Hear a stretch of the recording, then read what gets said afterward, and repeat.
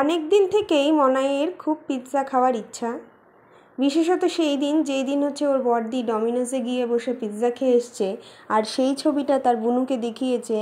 সেই দিন থেকে ওর আরও ইচ্ছা যে বড়দি তুই একা একা পিৎজা খেয়ে আসলি আর আমাকে দিলি না, আমাকেও খাওয়া।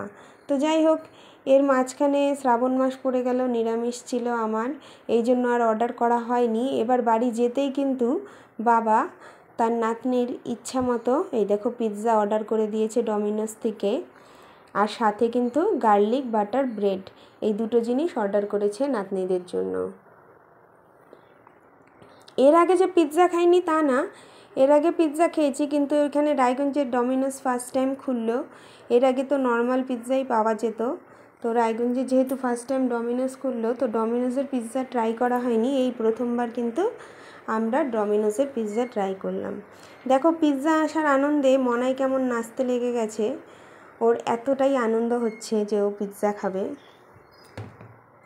এবার দেখো দুই বোনও কিন্তু বসে পড়েছে পিৎজা খাওয়ার জন্য, মনাইও বসে পড়েছে, সাথে কিন্তু ছোটিও বসে পড়েছে। ও ভীষণ উৎসাহিত, ও যে কোনো কিছু খাবার আসলেই ও কিন্তু নিজে খাওয়ার চেষ্টা করে, সেটা ও কারো খাইয়ে দেওয়া কিন্তু পছন্দ করে না, এখনও ছোট থেকেই নিজেই খাওয়াটা পছন্দ করে।